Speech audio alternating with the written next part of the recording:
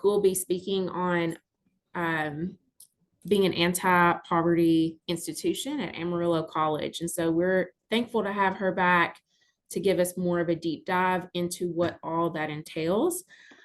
With that being said, let's go ahead and dig in. So for the Kentucky Student Success Collaborative, our mission is to build capacity of higher education partners to accelerate progress on student success. So as most of you all know, we enjoy bringing people together to support each other, share new ideas, scale what's working, inspire a culture of continuous improvement. And one of the ways that we do that is through our Student Basic Needs Community of Practice. And so most of you all are familiar with our Student Basic Needs report. And if you haven't seen it yet, you can access it on the Kentucky Student Success Collaborative website. But these statewide recommendations guided us in producing our Student Basic Needs report and specifically focusing on recommendation 4 as we convene this community of practice.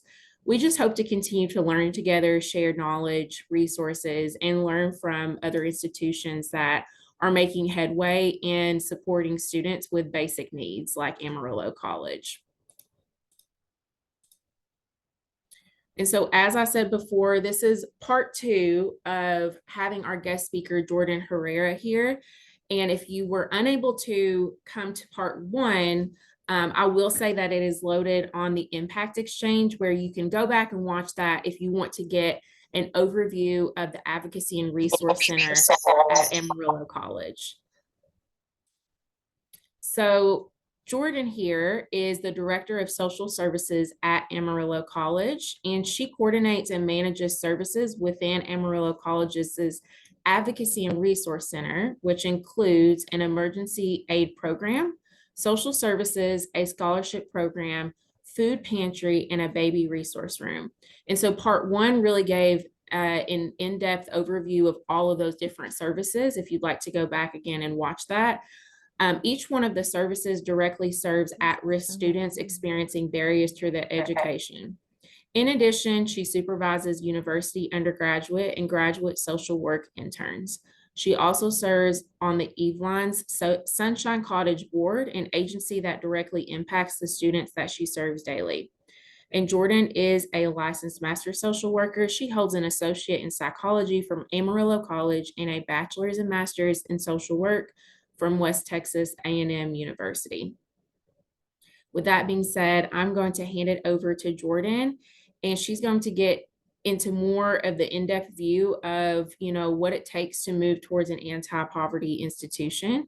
And we will certainly have some time for Q&A as well. So with that being said, I'll pass it over to you, Jordan. All right. Thanks for joining us. Thank you so much, Jamie. Hello, everybody. Good afternoon. Happy Valentine's Day to you all. I am going to go ahead and get my PowerPoint pulled up here for you all so I can share that. Give me just a second here. Okay.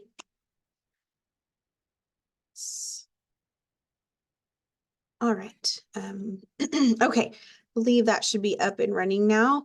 So as Jamie mentioned, this is part. Real quick, we see the I don't know, the presenter slides instead of the. Oh, okay. Let me switch that. Let me go.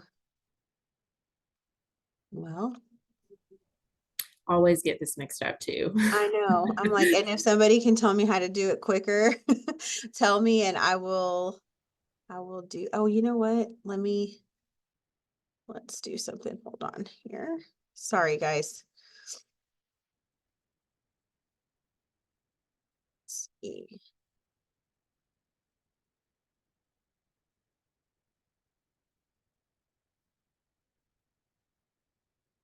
Okay. Well.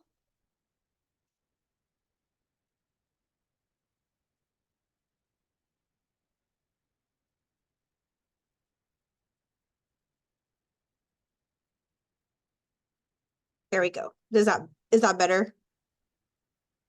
Oh, we don't see the I don't see it. yet. Okay. 1 second. I think this is let me do this first. And then Yeah. switch Thank this you. over.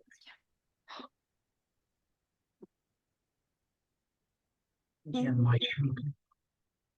And let me. Is that better? Okay. I think that's it now. All right. There we go. So Looks good. sorry. I'm like, I also like forget how to do these things sometimes. So, as Jamie said, I have already previously shared a lot of information on our Advocacy and Resource Center and how we have really tackled being an racist institution here at Amarillo College, anti-poverty.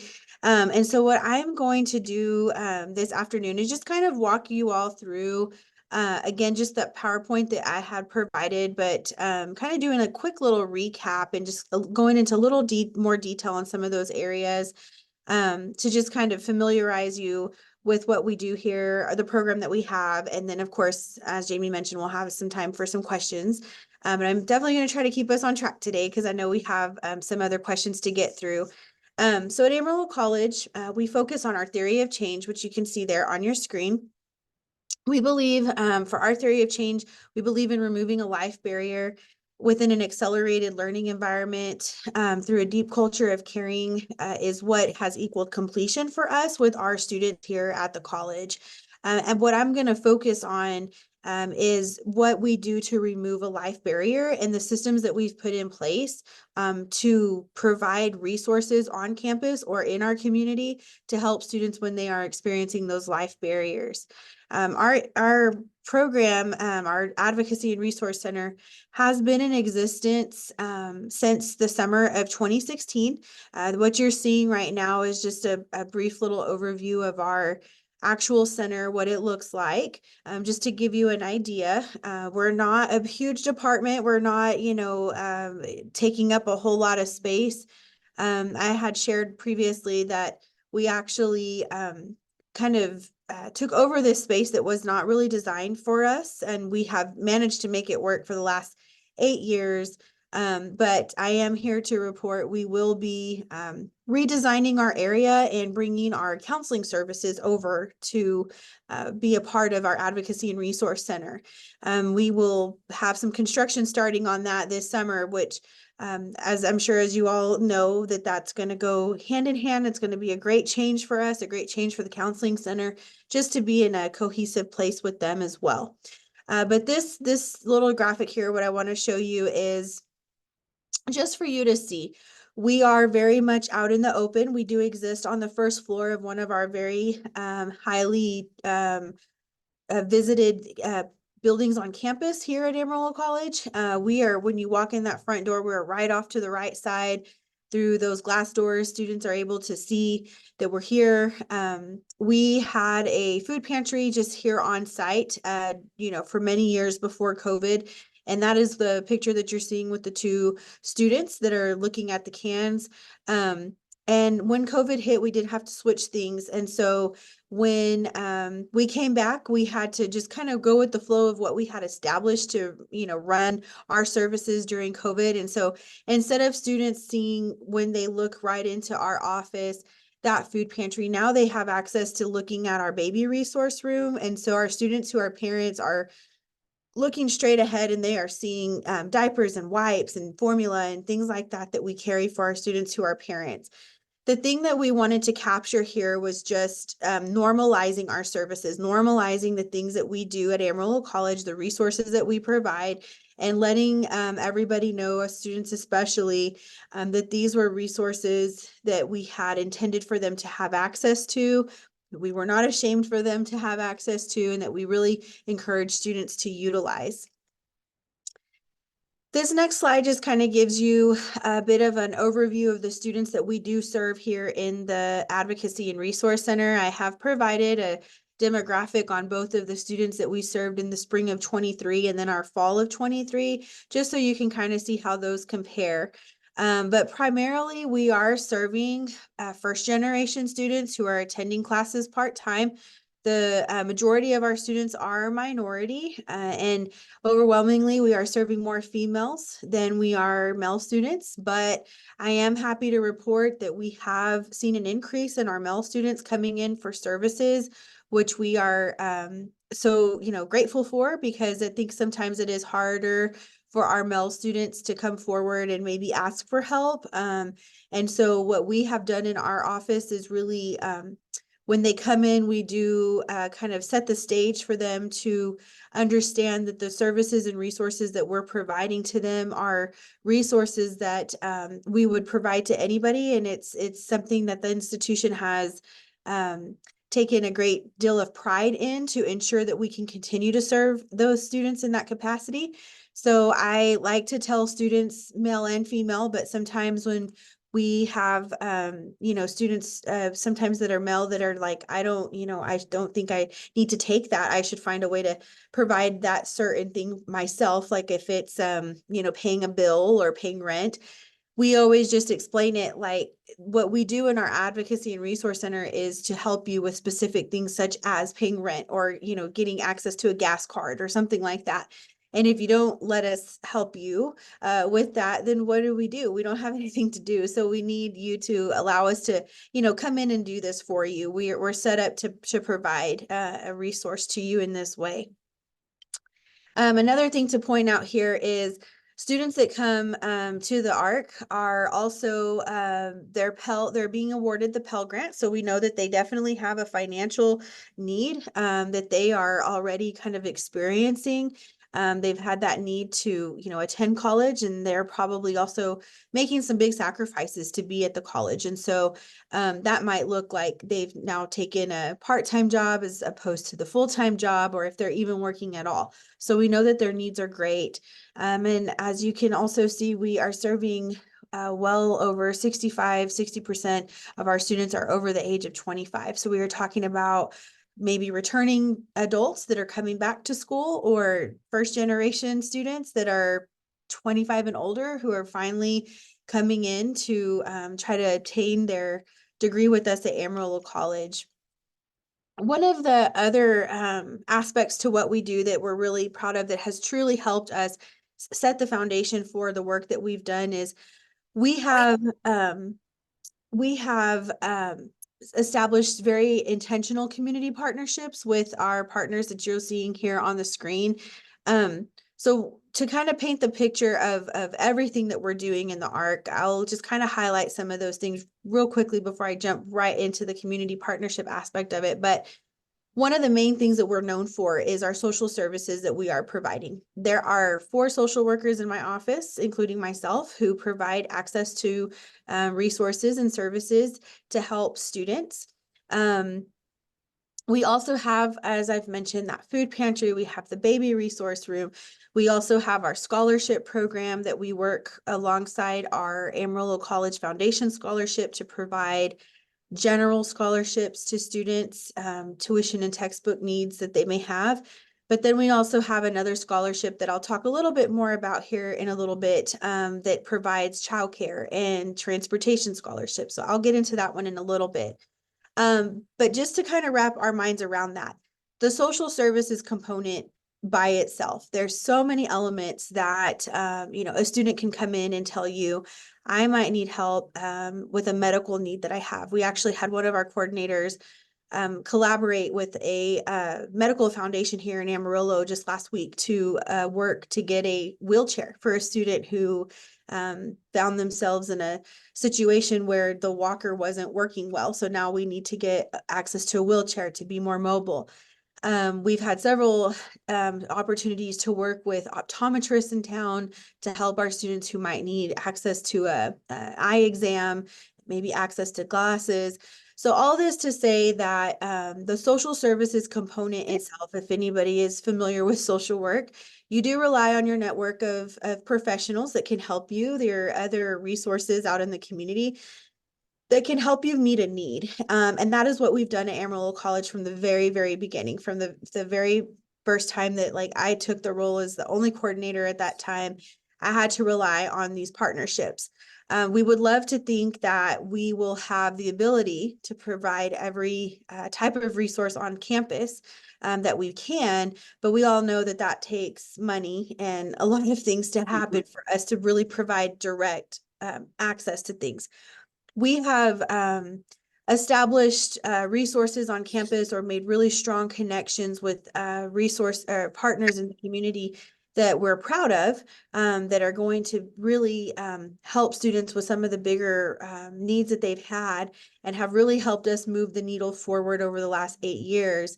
But we still don't take it lightly when we have these like random, requests where we have to really put on our social work hat and really think through who can help us do this, who can help us get this wheelchair, who can help us do these things that this student is asking maybe for themselves or for their family. So all that to say, sometimes what I've seen in my experience is when an institution is starting this type of work, they may just have one person that is the only coordinator of these services. And what we've tried to tell and teach people over time is it is essential for you to build these partnerships and relationships with people in your community that you can work with on a daily basis if needed to meet the needs of your students. So one of the things that I want to kind of highlight here is transportation. It has been a huge need of our students at Amarillo College for several years. We are not known for having a very great public transit system established in our city. And over the last few years, they kind of redeveloped their routes and really enhanced that experience for their participants. But what we did during that time that they were revamping services is we partnered with one of our local banks, Amarillo National Bank, to provide the funds for us to work with the city of Amarillo to allow the city to finally allow our students of Amarillo College the ability to ride the bus system for free. Prior to that, we were, buying bus tickets, bus vouchers, helping students in that way. Wow. We didn't have a way to really offer anything else unless we were giving away like a gas card to go put gas in their vehicle from a local gas station that we partnered with. But for students that did not even have access to a car and who did rely on the bus, we wanted to find a way to kind of highlight what their needs were. So we worked with the city of Amarillo, received the funding from the bank, and now for the last, I'd say about 4 years, we have been able to provide free transportation through the city bus for our students. And so when we have students that, yes, they're going to prefer their vehicle over anything else, but if they don't have any other way to get here, it's not an excuse for them to not have access to transportation to get to school. So the city of Amarillo is one I want to highlight. The other will be our Snack Pack for Kids partnership that we have listed here. As I mentioned, the food pantry is a resource that we have provided over the last 12 years, actually. So prior to opening the ARC, it was one of those services that was like a standalone service along with the social services things that we do. And so we work with this organization. They are a nonprofit. We order all of our food directly off of their co-op, and they deliver food to us as we put in those orders. We've really had to lean into this partnership because of us having 5 food pantries at Amarillo College, food drives and things like that. Although they're great, especially if you're starting out new, we needed something to really sustain us and to provide consistency. And this did that for us. So again, these are just a few of the resources that we have really been intentional in connecting to, making relationships with. There's lots to be said about that, but I know we have to kind of move on. So just know, if you take anything away from that, there is such power in those partnerships. There is such power in just getting to know who can do what and who can help you begin the work and begin the establishment of resources. One of the things that we have been so well known for at Amarillo College is our No Excuses Fund. It is an emergency fund that we have provided to students at Amarillo College for 12 years. I have had the privilege of kind of really overseeing it from the beginning of time that we've had it. The way that we started this was, I'm sure, again, I know I'm talking to like-minded people, so I know when I say these things, you're going to get it. Students have emergencies. They come up while they're here, while they're attending classes. Sometimes those emergencies don't fit in the box for financial aid or for traditional tuition textbook scholarships that you may think of. These things that come up and these things that may prohibit them from completing class that, semester are typically tied to financial needs that they have to just address that life barrier that just occurred. So we have established the No Excuses Fund. We have been able to do this through the partnership that we have with our Amarillo College Foundation. The first year that we started providing funds out of this particular account was in 2012, and we have received gifts from them every year since. There's been a few years where they did not have to provide us with direct access to funding. We had big donors come in from the community that made substantial donations to Amarillo College's No Excuses Fund that kind of helped us get through. But basically, what we do with this is we look at students that come in with a request, or students that are just referred to us, who may need access to paying that rent, the rent for the month, or turning on the electricity again, or keeping the water on, or paying a childcare bill, whatever that thing is. What we look for is just that student is currently enrolled in academic classes, that student is maintaining a 2.0 GPA, and that they can show proof of the request. So like if it's a rental thing, we will tell them the type of documentation we need, and then we will gather those things, send in those requests to our foundation for approval and our business office. We treat No Excuses, the emergency fund, truly as an emergency fund. We have the ability to turn checks around within 24 hours if we need to, but we definitely try to stick to like a 48-hour window, sometimes 72 hours, just kind of depending on the need and the severity. But we definitely have a way to turn that around in 24 hours. But all that to say that we don't have a committee that meets to decide who's getting what and how much, and we just make those decisions through the trusted relationship we have with the foundation and the business office, and we get students taken care of. So there's a lot to be said about that. I'm going to move us forward just so I can make sure I capture all of our other resources that I wanted to highlight. Earlier, I had mentioned that we do have a scholarship program that helps students who might need access to childcare funds to pay for childcare bills, and also transportation. Amarillo College receives the Carl Perkins grant. We have received that grant at the institution for several years now, well over, I would say like over 25, 30 years that the institution has received the funding. What they did, and this was before my time, this is just a program that we got to inherit when we opened the Advocacy and Resource Center. But what they did was they rethought how to use some of these funds to help our students. And what they did with that was they decided that it would be beneficial to help students pay for childcare bills, partial payment, and to also help students have access to transportation scholarships. Of course, those are two top needs that many students, may request or wish they could have, but we do have to follow the guidelines put forth by the grant. And so this particular grant, with the scholarships we provide, they are dependent upon the actual majors that the students are in. So we do have to go off of the coordinating board's required majors. And so what we really kind of look for with this particular grant is funding students who are within health science programs, maybe some technical programs, some certificate programs. But what we do is we pay a partial fee towards their childcare that they have established at a daycare center, a licensed provider.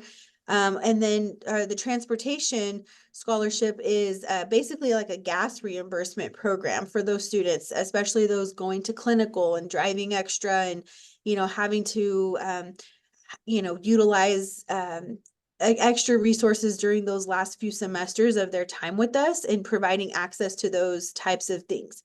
So this is what we've done with our Carl Perkins grant. It's been awesome. I have shared a lot over the years.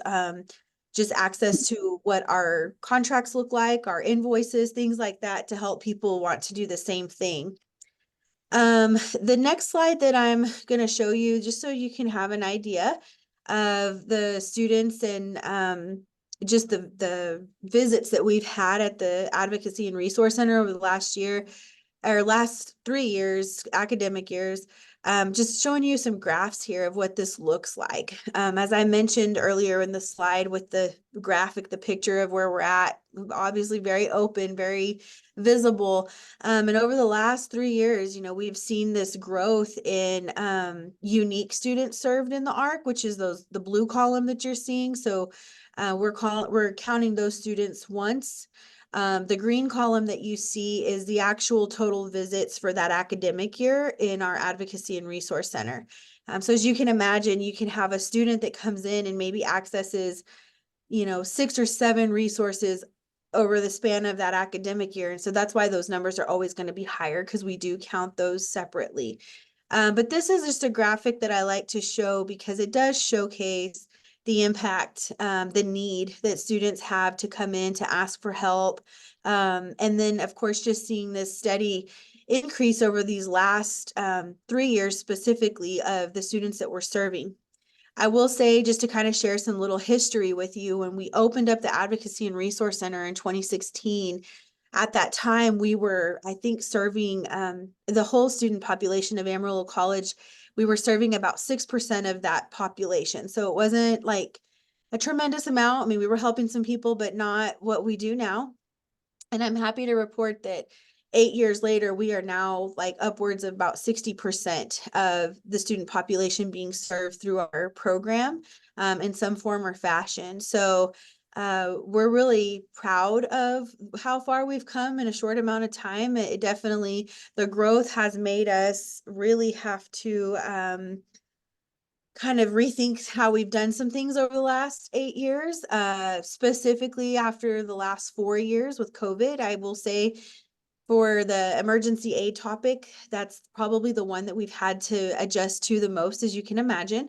When we had, you know, money just flying out the window given to us for COVID relief, we were able to help a lot of students with those funds at the time. And, you know, we had to get rid of that money. Y'all know these things. And I remember at the time just thinking like, oh, when we have to reel this back in, this is going to be really hard for us. And so I will say probably the last 2 academic years have been a little challenging in that particular area for us, as needs are still so prevalent. They're, you know, students are still struggling with so many things financially. And then, you know, now there's inflation, there's all these other factors. So I will say emergency aid has been one thing that we've had to really adjust over the last couple of years, particularly this past year. We still believe in the philosophy, though, of helping students remove those barriers, looking at those students holistically, case by case. And we've had to just cut down the amount that we help with. Where back 8 years ago, if, you know, you had a need and it was $1,200, we typically were able to help with that whole thing. Now we're cutting back. This fall of 23, we started with a cap of 800. And now the spring of 2024, we've capped that to about $500. We also just let students access that fund once per academic year. Again, just for the sake of stretching our dollars if we can do that. So I will say, I'm just kind of ending that here with you all right now. That's probably the one that we've had to adjust. And I look at it like with a glimmer of hope, and we've been able to go, 12 years without having to make super hard decisions until this past year and a half.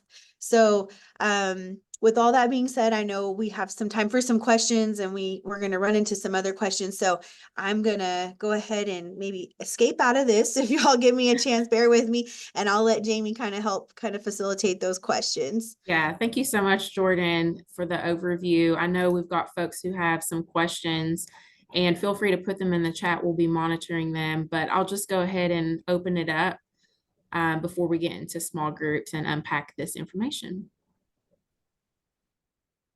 Let me look and see some of these questions. Okay.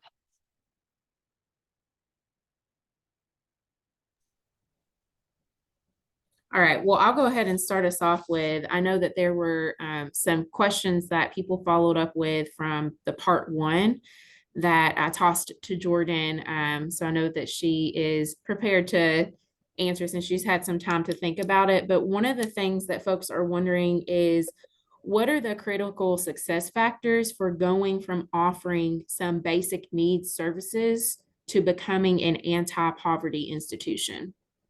Yeah, so I think, you know, that's why I really kind of wanted to highlight the partnerships, because I think that those partnerships have been essential to us moving the needle forward in the work that we've done over the last 12 years as a whole, but 8 just kind of focused in on the ARC. Partnerships are just, I mean, that's where it's at, you know, because again, like I said, nobody just has a lot of money to go hire you know, individuals to take care of these certain, you know, needs that we all have. And so partnerships were the foundation of how we got started. Really, you know, again, and you think about a college for the first time bringing in a social worker and wanting to tackle this work, there was no way to do it you know, in a silo. Like, you had to find a way to work with people, even to the point where we had a partnership early on, still have that partnership, but as a social worker, we had a partnership with the local university, West Texas A&M University, if anybody's familiar with it, to have interns help us do the work early on when we couldn't hire anybody. And so that was important, right? Because sometimes you're going to start a program, or you're going to, you know, dig into this world, and you're not going to have money even to pay somebody to come. And so you've got to really be strategic in doing that. The other part to this too is, I believe, with our former president, Dr. Larry Hart, he was so intentional with wanting to really educate all of us at Amarillo College in regards to poverty, in regards to what that really looked like, what it's like for a college student. And so really investing in poverty training.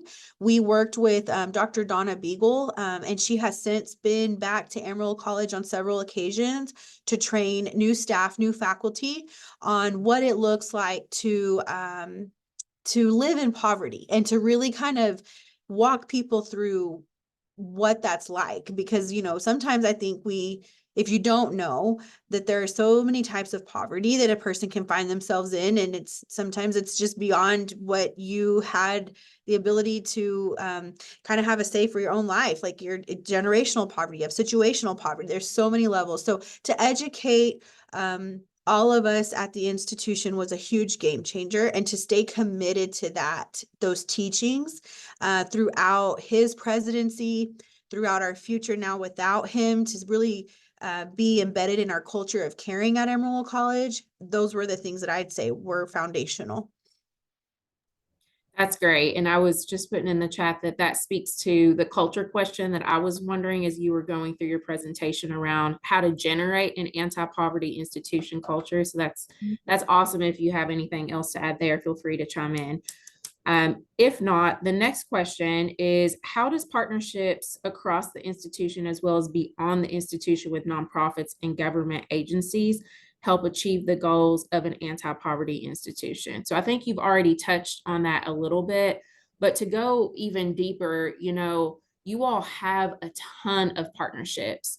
So one of the things I'm wondering too is, how do you all sustain those partnerships and continue to build deep relationships with them, and who is doing that? I know you have a small team. Most institutions have smaller capacity for this type of work. So if you could speak a little bit to that, I think that would be helpful. Yeah, it's a great question.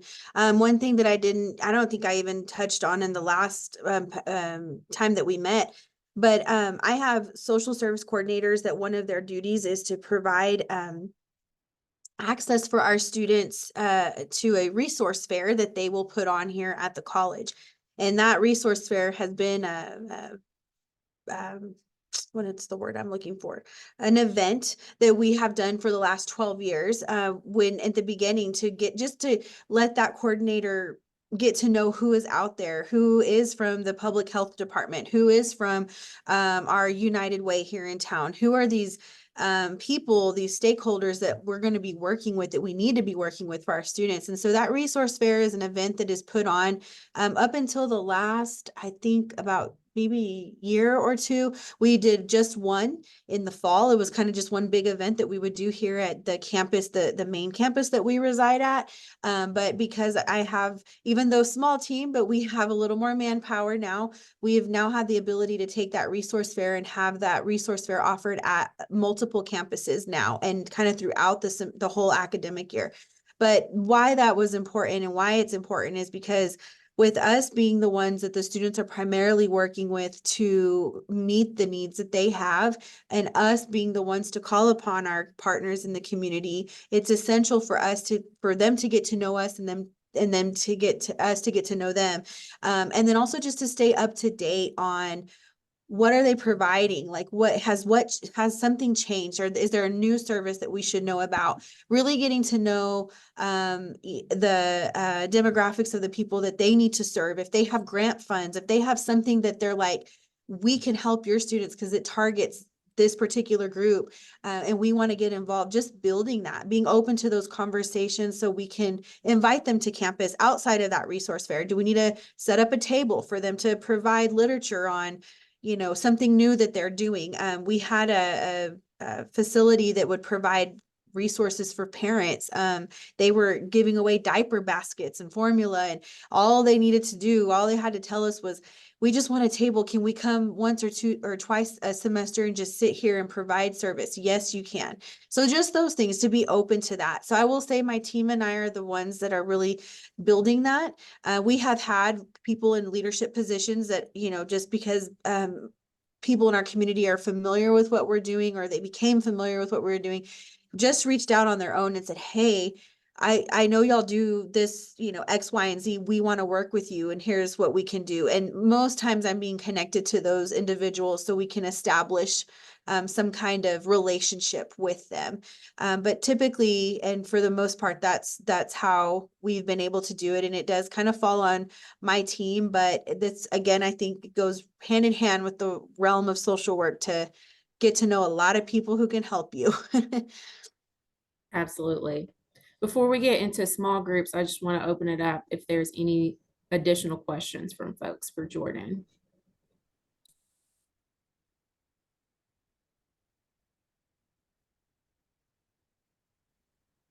All right, if not, we're going to go ahead and get into small groups to unpack the information. So we will have 5 different rooms. Jordan, Lily, Arion, Liz are graciously going to help facilitate and just keep the conversation going. So here's what I'm going to do for the sake of ensuring that this goes as smoothly as possible. I'm putting the small group questions in the chat. Small group facilitators, if you could copy and paste it so that when you get in, you can go ahead and start the conversation. Sound good? All right, great.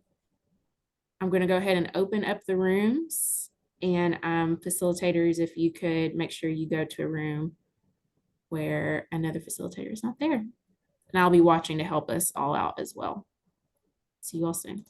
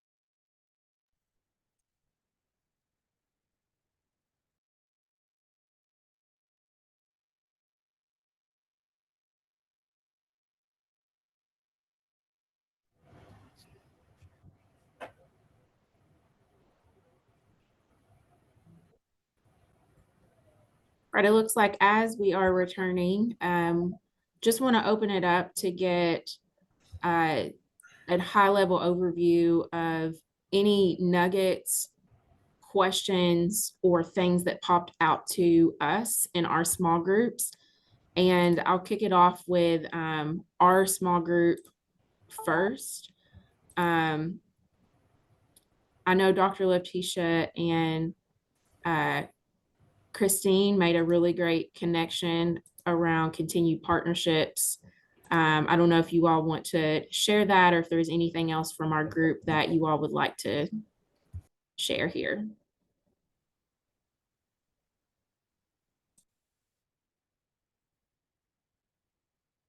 Yes, ma'am. Thank you for that, Dr. Lisa. So yes, I was sharing with the group that Octave, the U.S. Department of Education, recently released Program Memorandum 24-3, which is specific to address the unmet child independent care and transportation needs of adult learners. So this will now allow our agencies to utilize Section 231 funds to provide these services, whereas in the past, we initially partnered with the National Centers for Families Learning, Dollar General, different grants throughout the different communities and regions that we serve. So this will allow us to tap into some of those resources to better utilize those in support of removing barriers and closing gaps. And Kristen has shared, as a connector in her region, she's able to actually support this process by assisting with the application process, tapping into how they can receive gas cards and other, services and resources through the Cabinet for Health and Family Services. So it's a great opportunity to collaborate and really connect at a more local and regional level. So I greatly appreciate the opportunity to share that with the group. That's great. Love the continued collaboration and partnerships. Anyone from Arion and Jordan's group want to share any nuggets, key takeaways from your all's conversation?